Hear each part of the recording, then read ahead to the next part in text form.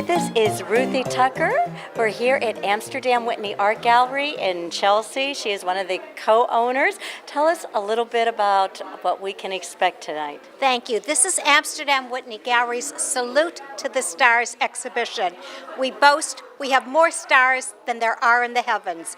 And our leading star is Miss Kristal Hart, whom we are thrilled to have here. I wish you could all see the beautiful and elegant Kristal Hart. And our leading exhibitions are featuring art of the landscape, nature, still life, floral, abstract, surrealism, figurative. We touch all points of the globe. We have international artists and national artists, which makes our gallery truly an international global gallery. And we are thrilled, and we thank Kristal Hart again for being here. Thank you, beautiful Kristal.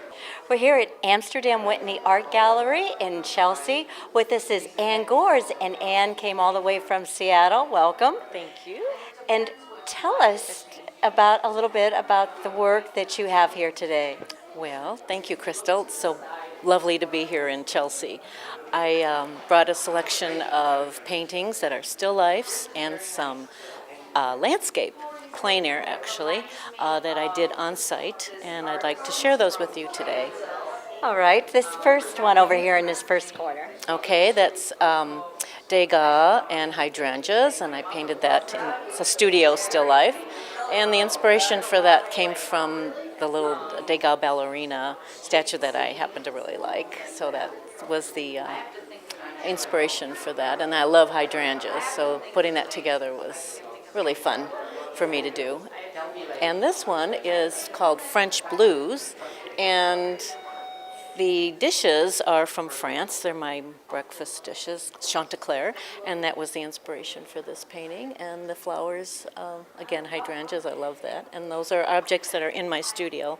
And the blues and the oranges create a vibration because they're opposite colors, so that's why it kind of pops. Oh.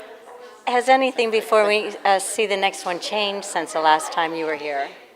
Has anything changed? As far as your technique, painting? Yeah, I don't know. I'm just really enjoying the still lifes these days. So I find great inspiration in just everyday objects and putting them together to make a pleasing still life.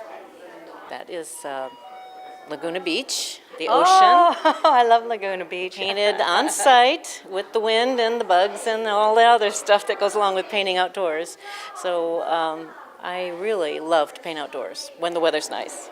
So that's from Laguna Beach.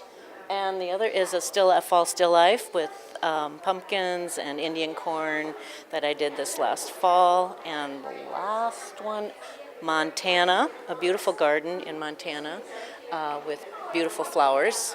So you can see I do like flowers. And kind of inspires me. Beautiful colors and great composition.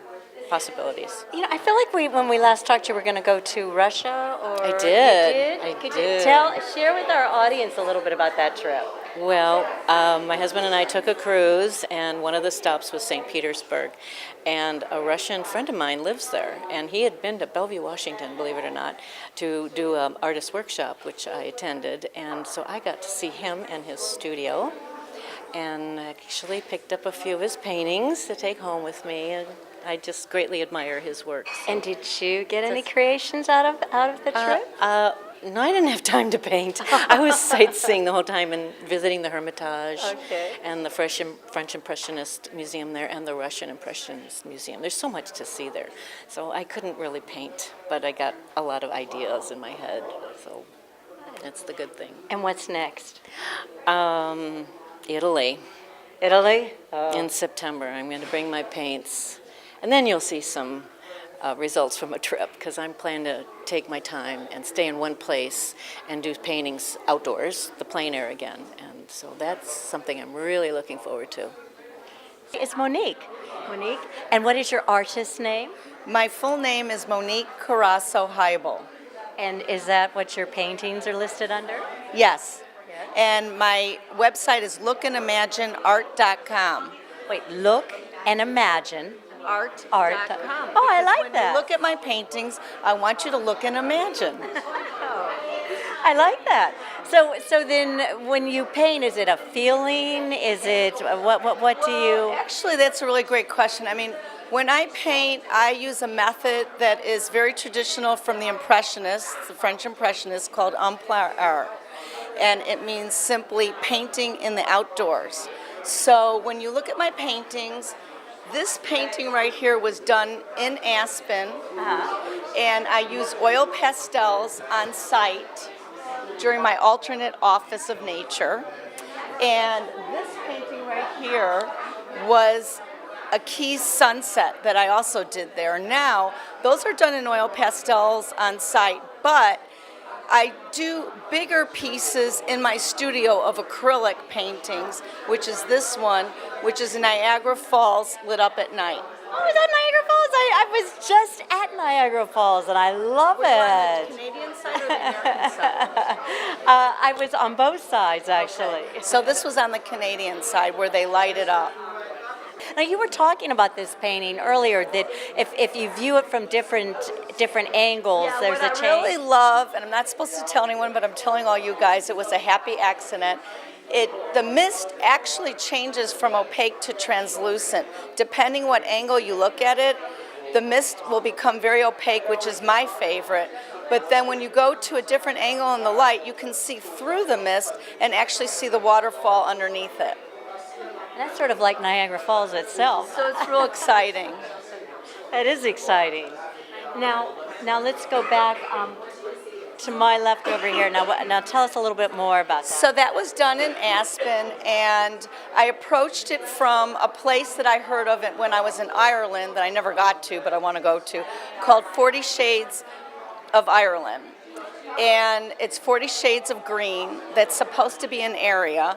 So when I went back to Aspen this time, usually when you go there, it's like, oh, everything's green, you want to have more color. So I just tried to find all the nuances in the different greens and get as many greens as I could and as many detail. So you see, not only, oh, and by the way, the aspen trees were changing at that time in the fall, so I was very lucky. So you can see the colors in the aspen trees changing, and then you can see a lot of details in the wildflowers, and of course all the shades of green. And details With a important. mountain backdrop.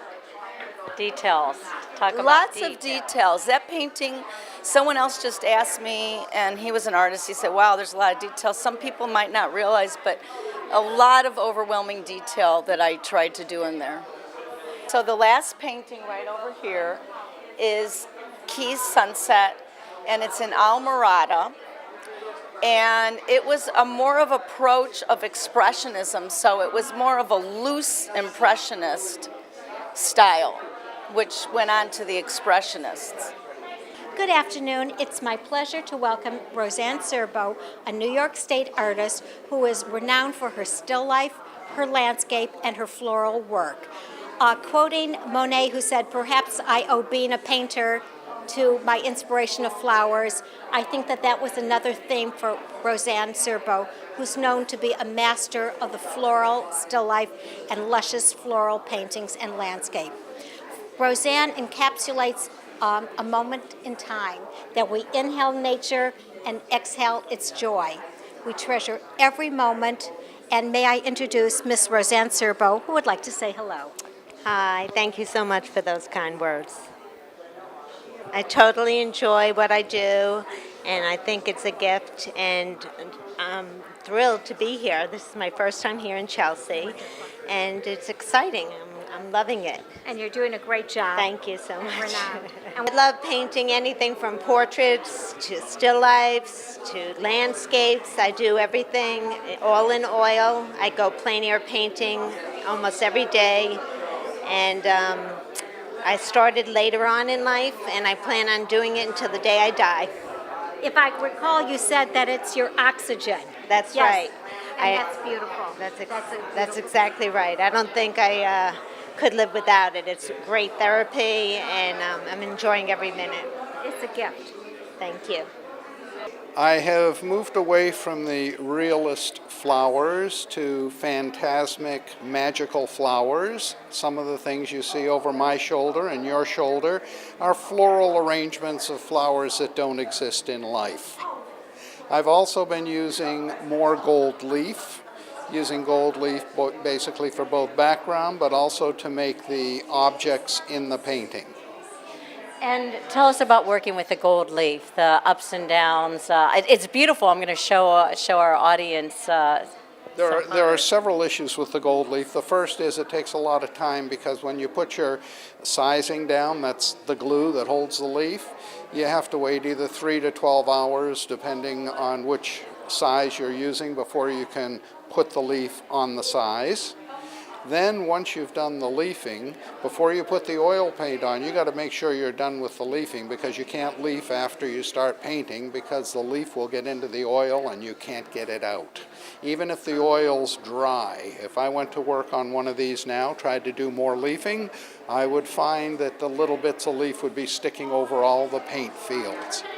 Oh, so it's temperamental and it's Very temperamental, and you got to be sure you like what you got because once you finish the gold, you can't do anything with the gold once you start the painting. Kristal, this painting is a book, and the idea is that ideas come from books, and each of these wacky magical flowers, representational flowers, are ideas. So it's in honor of books. I had done one of these for our local library, big, and now I've done one small enough for a house. This painting is another floral bouquet of phantasmic, magical flowers that don't exist in life, but exist in my head. They are painted against a background of metal and gold leaf. The only real problem with the gold leaf, other than the time it takes to lay it down, is that it's very difficult to photograph. Frequently in reproduction, when you print a picture with gold leaf in it, unless you have absolutely spectacular printing, you end up with something that looks like a mustard color. So it's very difficult to print images of these paintings. This is one of a series of landscape, that is horizontal paintings that I've done on panel with leaf, and the concept of wheat fields I think is earth, good earth, food, wheat, a basic sustenance of life, and as you move closer to the sun, the field is a brighter and brighter gold. This painting is another one of the non-gold leafed oil on canvas. It again is the phantasmic flowers, the magical flowers that basically come out of my mind, and they're organic sculptural forms. This is gold leaf on gold leaf on gold leaf on gold leaf, and as you move around, the gold shimmers as it is hit by light from different angles. The idea of this painting is you're looking up into the canopy of white birches and little bits of blue sky shine through the golden fall leaves of these white birches. This is called Colorado Trail, and it involves a little trail winding through the woods, and I always put little people in because people are small, landscape is great.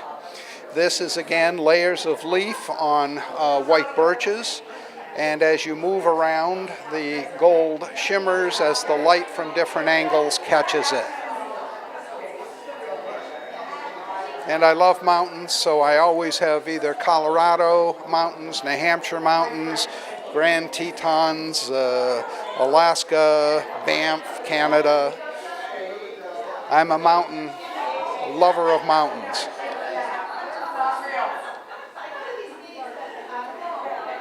As I continue to experiment with the gold and metal leaf, my next series that I'm working on now is a series of physical structures in the old city of Jerusalem All of those buildings under the zoning codes are made out of Jerusalem stone, which depending on how the light plays on them, have golden glows. So other than the blue skies over Jerusalem, the whole painting is going to be gold.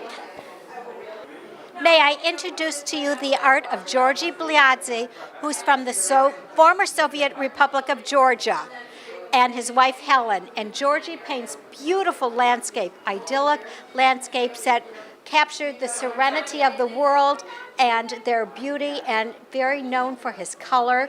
His wife Helen could explain a little bit more about Georgi's work. Thank you, Helen. He doesn't have one style, and he works in paints in different styles, and colors are beautiful. He does experiment with different colors, different techniques. What does he like to paint? Nature, Right. nature and landscape. Nature, landscape, right. Seascape, that's this main idea in every paint that you could see. He's from Georgia, former Soviet Union of Russia. Mainly he painted and worked in Georgia, but he's a well-known international artist. He has been exhibited his works in different various countries like Germany, India. Last year he moved to United States and start to work here and explore his beautiful artwork for U.S. Public. These works, some of these works are mainly show the nature of Georgia, but inspired with nature of U.S. The beautiful skylights with the water and beautiful colors inspired him. So he decided to create new chapter of his own works in U.S. and be very valuable for Georgia and U.S. With us, Stephen Lamb from Montreal. We're here at Amsterdam Whitney Gallery in Chelsea. First of all, tell us what you think about Chelsea and the artwork here compared to Montreal. That's a very good question. I didn't think about it. I think the size of art here, the size somehow, the dimension is pretty different. Really, when I came here, I feel this is like a center of the world. This is my feeling. In Montreal, there are beautiful artists, beautiful galleries, but my feeling is somehow it is more closed, and somehow it is based on the traditions in Montreal, Quebec, and French traditions. It's like more traditional art. Here in Chelsea, in the galleries, I see really so many different styles, such a diversity, which it's amazing. And I think this is the difference. I cannot say which art is better or worse, but here somehow the dimensions, the size, so many artists, so many styles. This is my impression from. So tell me a little bit about your style. My style doesn't have a very clear definition, like a very certain style. And me personally, I like that because I'm not easily put in some niche. And let's say this artist is impressionist, or this artist is that and that. Many people, they ask me about my style, and I find it a good question. It means that I'm probably different a little bit than the cliché artists who could be put in the certain category or niche. That's what can I say about my style. And also from a child, I got inspiration from strangely from many French artists. I used to live in Europe for 32 years. The last 28 years I live in Canada. But I've got inspiration from many French artists like Toulouse-Lautrec, like Daumier. And before I came to Canada, I tried to be very cool, modern, like contemporary.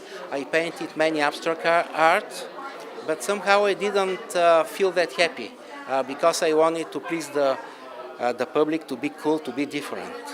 When I came in Montreal, somehow I came back to what I like to do, and I discovered myself. Somehow I discovered that my nature, it is the figurative art, distorted, whimsical, and this is my style, and this is me, and comic, with comedy, this is me. And now this photo, this painting behind us. Here. Okay. Tell us a little bit about what was the inspiration on that painting, on this painting? In Montreal, when I arrived 25 years ago, for the first year I did a lot of photographs, like my own photographs. This was my way of expressing myself because it wasn't easy in the beginning, so to start immediately to paint and to make living.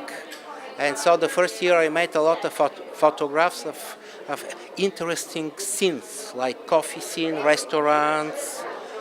And later, when I started to make my living, I took some of those photographs and I found them good as a composition, as a colors. So especially this painting, I used my own photograph, which was made about 20 years ago. And I created painting based on this photograph. So that was my inspiration. Of course, this is not like a realistic painting after photograph. All that went through my imagination, through my personality, and this way I created this painting. This painting it's created in a very similar manner like the previous one. I took many photographs inside of bars of coffees, and this is especially a very certain photograph of mine which I liked very much, and I decided to create a painting based on this photograph. This one also was inspired by my own photograph, and this lady who is holding the cup of coffee, she's asking this lady to tell her fortune, and the name of the painting is Tell My Fortune. With us is Kimberly Berg, and I just heard this interesting story. Kimberly lives upstate without electricity and in a cabin. Explain that to our audience. It's a very simple, I call it living in a simplified life with no distractions. You can concentrate on your art and just work on that and not be bothered by any other commotion or... I lived in New York for 3 years before I lived upstate, and I knew from the beginning that I couldn't do art here in the city because there's just too many things going on around you, and most people are just living from hand to mouth to begin with. So I decided the only way of being an artist, at least for myself, I needed to have my own space, and I wanted to live in a natural setting with trees and birds and animals all around you. And so it's a much more natural way of living and a much more natural way of drawing and creating art. And also, it's a simplified life, but it's also a lot less expensive living that way as well. You're growing some of your own food. I have a garden as well. And it's you're under no pressure. Pastels. Yeah. And it's a very forgiving medium to work in because if you make an error, you can erase it and draw over it, and you can do that time and time again, you know. So it's a very forgiving art, but it's also not that easy to work with either. you have to know what you're doing. Yes, this here one is called Goddess One, and it shows a woman trying to raise herself up, and she's not aware, but the goddess is standing behind her, and whether she knows it or not, the goddess is there to help her, to give her the strength she needs to stand and pick herself up. So this is sort of a commentary of our present time where women are starting to realize that they can take control of their life and they can explore the different potentials that they have, but they have no guide. And the important thing is you can't really be yourself without having a spiritual framework. And that's basically what I'm trying to do. The goddess has always been looked upon as almost heretical because we focus everything on a male god. And I want to show that the goddess is really what women need for their lives. And so all my paintings feature the goddess, not God. This painting is called Mandala 8, which tells you that I really like the idea of using the mandala as a symbol of spirituality. It's not really a part of our culture, but I think it has great possibilities, and it should be used more often. This is another example of the goddess and the importance of it in feminine and in women's spirituality. Here, we were so used to think of God as the creator, but it just is possible that it was a woman that was the creator. And the important thing is to know that if you go far enough back in history to the Paleolithic era and even Neolithic era, the goddess and all the spirituality features of the Paleolithic era were female-centered. It's only when patriarchy took over that everything changed and the goddess was replaced with a male god. And I'm Kristal Hart reporting from Amsterdam Whitney Art Gallery. We're down in Chelsea, New York. All this wonderful art. Please come down and visit. Once again, this is Amsterdam Whitney Art Gallery. Hope you've enjoyed the show, and thanks for watching.